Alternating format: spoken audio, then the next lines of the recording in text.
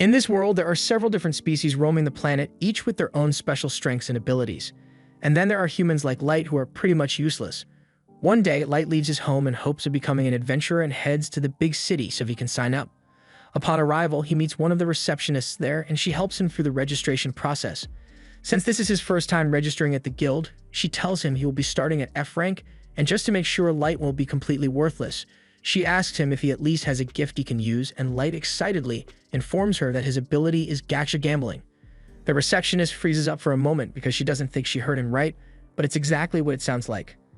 Light has the ability to summon a gacha wheel, and by pressing it, he gets a random item each time. He wants to give her a demonstration, so he pushes the button, and the item he receives is a bent fork. Okay, let's hear him out. That one was probably just a fluke, so he tries again, but this time he just gets some food, and it's not even the good kind either. The receptionist sighs and politely tells Light he's never making it out of F rank with an ability like that. Light asks her if there is any work he can accept as an F ranker, and she directs him to the bulletin board where all the available jobs are posted. But on top of being useless, he's never been to school, so he doesn't know how to read. The receptionist understands his struggle, so she takes out a list and tells Light that the best options for him at the moment are the firewood gathering, soil hauling, or landscaping jobs, but the pay is barely scraping minimum wage, so he won't earn much from it. Light says he'll happily do it, so later that day, he is out doing as much manual labor as his little body can handle. And by nightfall, he has barely earned enough money to cover his lodging expenses. However, as he is walking down the street, a group of beastmen happen to be passing by, and they immediately clock Light as a victim, so they intentionally bump into him and steal his money.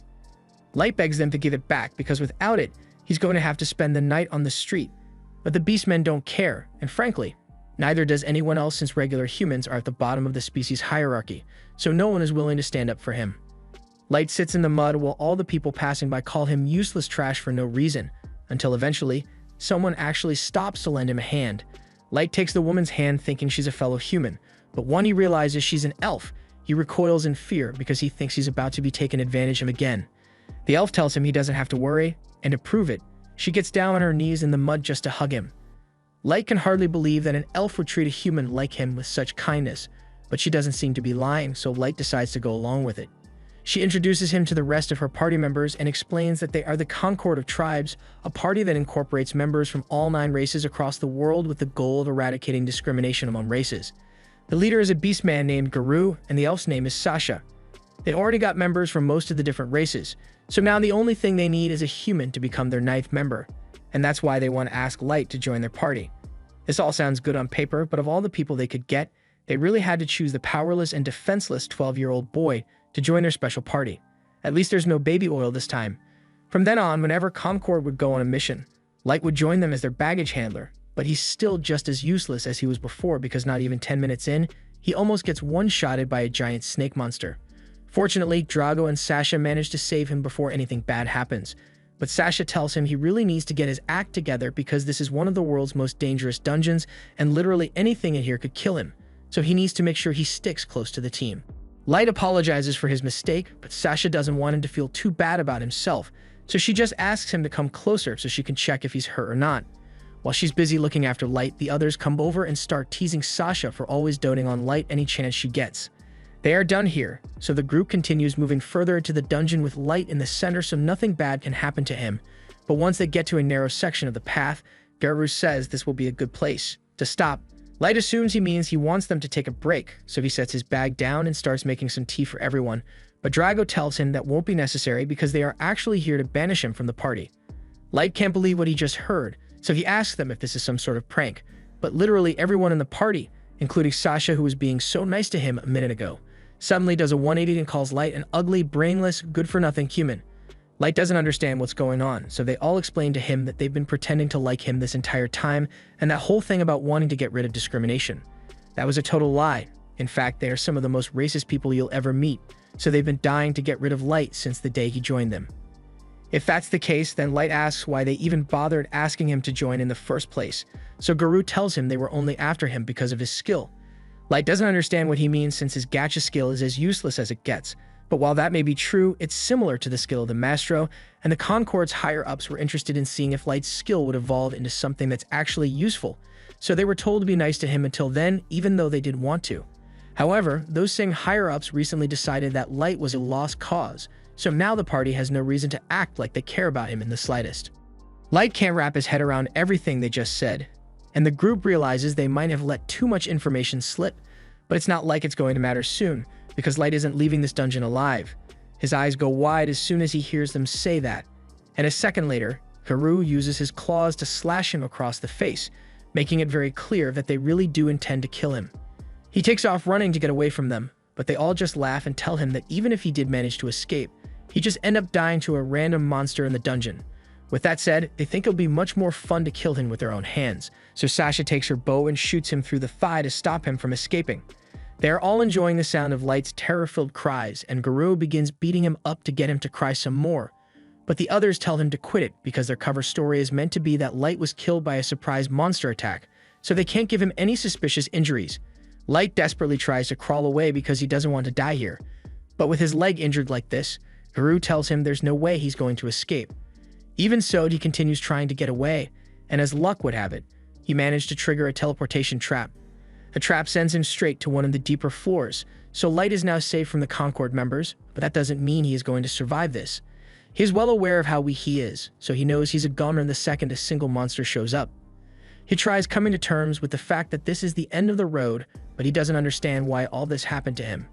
For the past 4 years, all the members of Concord had treated him with respect and kindness, but it all turned out to be a lie. They were just using him because they thought he was a maestro, and when they found out he wasn't, they tried to kill him laughing in his face. He absolutely refuses to let them get away with that. No matter how hard it is, he swears that he will make it out of here alive and kill them all, even if it's the last thing he ever does. However, just then, Light hears something walk up behind him, and to his horror, he finds a level 1000 stone chimera staring him down. Even the strongest adventurers only have a few hundred levels, and he has never seen a monster like this before, so that must mean he was teleported to one of the lowest parts of the abyss. As the monster approaches him, he practically pisses himself in fear because he knows there's no way he can beat this thing.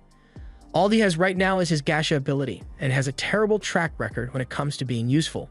He has no other option, so he frantically starts pushing the button over and over, hoping that it will save him, and miraculously, as the monster lunges at him, his gacha wheel transforms and a beautiful maid girl appears, destroying the monster in an instant. Light is speechless after what he just witnessed, so he just sits there as the girl walks up to him. She kneels before Light and puts her hand on his cheek to heal his wound because she couldn't bear the sight of such scars on his beautiful body. Light is amazed because all the pain is gone now. The maid refers to him as Master and asks what his name is, so he tells her that he is called Light, and right there and then she swears to serve him with eternal loyalty for the rest of her life. Her name is Mai, and she is known as the Ever-Seeking Maid. As for her level, it's over 9,000. She says she is an ultra-rare pull from Light's gacha skill, so her varied being is bound to him, but Light is having trouble processing all this since he has always thought his gacha skill was completely worthless, so it should be impossible for someone as amazing as Mai to come out of it. Mai asks him for permission to approach his ability so she can determine its true nature. Light is surprised to learn that Mai has an appraisal ability, but to be clear, she tells him that it's only one of her many skills. Light tells her she's free to appraise him, so she begins the scan, and she is truly amazed by what she sees. Light's gacha skill has dozens of layers of protection woven into it, so only people of Mai's level are able to see its true capabilities, and from what she can tell, it can be used an unlimited number of times. The rewards that it generates depend on the surrounding mana density and go all the way from ranks like EX and Super Ultra Rare to Normal and Error. Light doesn't really understand what Mai is talking about, so she explains that there is always mana present in the atmosphere. But the mana density on the surface is quite low, which reduces the chances of unlocking a useful reward like Mai to almost zero. However, in the deepest part of a dungeon like this, the mana density is incredibly high, so the probability of a successful summon shot up exponentially. Mai assumes Light must have intentionally ventured down to the depths of the dungeon to bring out the true potential of his gift, but that couldn't be further from the truth. He came down here with people he thought he could trust, but they all ended up betraying him. They slashed his face, shot him in the leg, and laughed at him the entire time they did it. All Light ever wanted was to give his family a better life, but they tried to kill him just because he's a human. He begins yelling that he will never forgive them for as long as he lives, but Mai pulls Light into a hug for comfort because she hates seeing him so sad. She knows she could never understand the suffering Light must have felt, but she knows how to make him feel better. She assures Light that as soon as he gives the order, she will have the heads of those backstabbers lined up on the floor within the hour, but he gets up and tells her she can't do that. Mai tells him that scoundrels like those people do not deserve mercy, but he didn't tell her to wait because he thinks killing them would be wrong. Rather, it's because he wants to be the one to get revenge with his own two hands. He fell for their trick and nearly died at their hands because he was too weak to defend himself, so he wants to become strong enough to make sure nothing like that ever happens to him again. He knows it sounds far-fetched for a weakling like him to say he wants to be strong, but Mai doesn't think it's impossible at all. She swears that if he wants to become strong enough to exact revenge on his own, then she will do everything within her power to make that happen. We cut to 3 years into the future, and right in the middle of the Abyss dungeon, Light has used his gacha skill to build an entire nation and summon an army of powerful servants who are so down bad for him that they pay good money to get a cup of his bathwater. As he and May walk down the halls, she gets really annoyed by all the fairy maids constantly trying to get Light's attention, but Light doesn't see it as a problem since it's just a sign of their devotion to him. They head out into the city to greet Light's people, and everyone here truly loves and respects him as their leader. One even brings up that the monthly sweet supply is running low, and Light promises to look into getting some more. He thinks it might be a supply chain issue since the city has way more people now than it did 3 years ago, so he will have to adjust things to satisfy the increased demand. In the meantime, Light asks May if she knows what the other super elite servants he summoned are up to right now, so she tells him that Oyuki is busy napping out the area around the Abyss, and Ellie has been busy researching new magic to help Light achieve his goals. He's grateful that everyone is doing so much to help him out, but May didn't mention anything about Nezuna, so he wonders what she's been up to lately. May explains that Nezuna is just patrolling the inside the castle for now, but it's not because they need added security inside, it's because she's too dumb to help with anything that doesn't involve fighting. Meanwhile, inside the castle, we see Nezuna cheerfully strolling through the hallways without a care in the world, but as long as she's not causing trouble, they usually just let her do whatever she wants. As for Light, it is now time for his daily training session, so he goes to meet with one of his elite summons, Jack. Even though he has all these powerful subordinates to protect him, he still wants to be strong enough to handle things on his own, so he often goes out to spar with Jack, and after 3 years of this routine, he is capable of going blow for blow with him. Back in the castle, Nezuna is still walking around aimlessly until she happens to run into a few of the maids handling cleaning duty for today. She tells them she's on a super important patrol mission right now, and the maids all tell her that she's doing a really good job, but they are really just trying to flatter her into doing them a favor, and it's working. Now that she's in a good mood, they tell her that there's a special place that they'd like her to patrol from them, and Nezuna agrees to listen to their request without a second thought. A few minutes later, Nezuna knocks on the door to Light's bedroom, but to her surprise, May is the one who answers. She asks Nezuna what she's doing here, and Nezuna proudly states that she's on patrol, which is technically true. But now that she thinks about it, she wonders what May is doing in Light's room in the first place, since he's supposed to be training with Jack right now. May tries to make up an excuse and says she was just cleaning Light's room for him while he is away, but while she was talking, Nezuna manages to slip inside, and it definitely doesn't look like May was doing much cleaning in here. In fact, if Nezuna had to guess, she'd say May was rolling around on Light's bed and sniffing his pillow until a moment ago. May panics and says that was just part of her special bed-making technique, and Nezuna doesn't question how dumb that sounds for you in 1 second, so she starts praising May for doing such a good job. Speaking of jobs, she finally remembers that the fairy maids asked her to deliver a message to May, and it basically says they are tired of her keeping Light's room to herself all the time because they want to clean his stuff too. Nezuna doesn't really understand what the big fuss is about, but May receive the message loud and clear, so she gives Nezuna a little reward for her trouble and sends her on her way. Now that she's done delivering the message, she heads down to the pastry shop to buy herself a treat with the money May gave her, and afterwards she happens to run into Oyuki on one of the terraces. Nezuna is surprised to see her here since she thought Oyuki was out on a surveillance mission, but she just keeps mewing, so Nezuna has no idea what she's saying. Light is usually able to decipher what those mews are meant to mean, but Nezuna's best guess is that Oyuki wants Nezuna to destroy the entire forest for her for no reason. Nezuna would definitely do that too, if no one corrected her, so Oyuki is forced to break character and speak normally to tell Nezuna that she just came to deliver a section of the map that she completed. Nezuna laughs and tells Oyuki she should have just said that from the beginning, so she takes the map and heads off to continue her patrol. Her next stop is the throne room, and after making sure there's no one around, she starts hugging Light's throne because she hasn't gotten to see him at all today. But while she is doing that, she suddenly hears a loud crunch sound, and to her horror, she realizes that she just broke the wing off one of the throne fixtures. She's going to get in a lot of trouble if anyone finds out about this, so she frantically fixes it just enough so it will break as soon as someone else touches it, and then she bolts out of there. Outside, Light and Jack are finally done with their training session, so they call it a day and head to the baths to relax. Jack tells Light he is getting really good at controlling his body, and there aren't many people down here who are strong enough to keep up with him anymore. The same probably goes for the people on the surface, but he reminds Light that he shouldn't let himself get too cocky, because they don't know what might be waiting for them on the surface. Light says he understands that he needs to be prepared, and he promises not to let his power go to his head so there will be no mistakes when the time comes for his revenge. Meanwhile, May has called the 4 fairy maids who gave Nazuna that message into her office, and she does not seem happy. She asks them if they know why she has summoned them here today, and they try to feign ignorance, but then May reads out their letter word for word, and she already got Nazuna to tell her that they were the ones who wrote the letter, so there's no way for them to weasel their way out of this mess. They all shuffle backwards and start apologizing for what they wrote, but they try to downplay their actions by saying they only did it out of concern for May. They say they know she's been busy lately, so they wanted to lighten her load by taking over the cleaning of Light's room for her, and maybe sniffing a pillow or two while they were at it. But that's not the point. May is also disappointed by the fact that they made Nazuna do their dirty work for them, since she might have considered it if they had the guts to deliver their message in person. She tells them that their request has been denied, and until further notice, they will be assigned to cleaning the entire corridor that leads to the throne room. And they aren't allowed to use any magic to speed up the process either.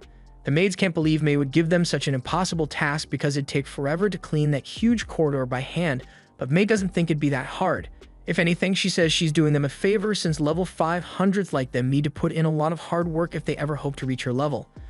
Additionally, May informs them that she is heading to the surface soon on a mission for Light, so the 4 of them are going to have to pick up the slack while she's gone. Later on, the 4 maids gather in their room, and they are really upset by the fact that May is punishing them for making a simple complaint. They don't think it's fair that she's the only one who gets to bask in Light's scent, but May is the strongest of them all, so there's no way they can stand up to her. Prime suggests that they could try poisoning her, but Hifumi already looked into that, and May is immune to all forms of poison, so there's no way it'd work. They all resign themselves to defeat and start groaning about how much they want to clean Light's room and sniff his bed. Hifumi takes it a step further and says she wants to use one of Light's used forks, but hearing her say that out loud makes it sound weird, so the others all call her a degenerate and say she's taking it too far. Hifumi defends herself and says everyone here would probably do the same thing if they got the opportunity, and they can't deny it, so they really are just as bad as Hifumi. Now that they think about it, May isn't much better than they are either, since she was all up in Light's bed earlier today, and the fact that she was the first one Light summoned means that for who knows how long she and Light were alone in the dungeon together. And at the time, Light's level was so low that he wouldn't have been able to defend himself from any monsters, so he was probably clinging to May the entire time. They'd all go mad with jealousy at the thought that May might have done indecent things with Light at some point, and Hifumi comes up with the bright idea of turning their jealous energy into a curse, so they all sit at the table and begin chanting over and over for May to die. Unfortunately for them, May has been standing outside their door this entire time, and she could hear every word they just said about her, so she asks them if they have anything to say for themselves. The 4 cower behind the table and begin telling May that they would never actually wish for anything bad to happen to her, but May clearly heard them praying for her death, so she asks what that was about. The group eventually admits that they were just jealous because May was summoned first and got to spend a lot of alone time with Light because of it, but May tells them that nothing indecent happened between her and Light. It took around 3 months for Light to summon Oyuki, and in that time May was busy teaching him about martial arts and world history, so no debauchery took place. The girls are relieved to hear that, but then May continues speaking and tells them that she had originally come here to apologize for giving them such a harsh punishment earlier, but after what they just did, she thinks she may need to be even harsher than before. She tells them that they will now be required to clean the entire throne room in addition to the corridor.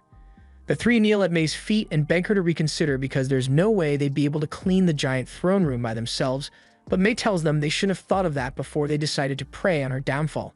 They are forced to get to work immediately, and at this rate, they might have to work through the night to get it all done. But while Hifumi was dusting off the throne, the wing of the broken fixture falls off, and they all go silent as they realize just how screwed they are. All the while, Nazuna is lying in her bed without a care in the world. The next morning, Light heads outside and meets Oyuki, Nazuna, and Ellie out by the front gate. Nazuna is particularly excited to see Light since she didn't get to talk to him at all yesterday. Light wants to go straight to the point, but just then a rockhound appears out of nowhere, and even though Light is strong enough that it isn't a threat to him, he still begins trembling with fear a little because he remembers the day he nearly died to one of these. The others are enraged that a mere hound would dare to frighten their lord, so they start discussing plans to wipe its kind from existence. The hound didn't even do anything yet, but it can tell that one wrong move would spell its doom, so it lies down on the floor and starts whimpering for its life. Light tells the others that there's no need to get so upset because he's fine, and he even goes over to pet the hound to show them that it doesn't bother him. He apologizes to the hound for scaring it so much, and if he hadn't stepped in, they'd have actually wiped out its entire species without hesitation. They ask Light if there's a reason he told them to meet him out here, and he says May told him everything is ready for the mission, so they can finally head out to exact his revenge. This was the end of episode 2. Subscribe to not miss the next part.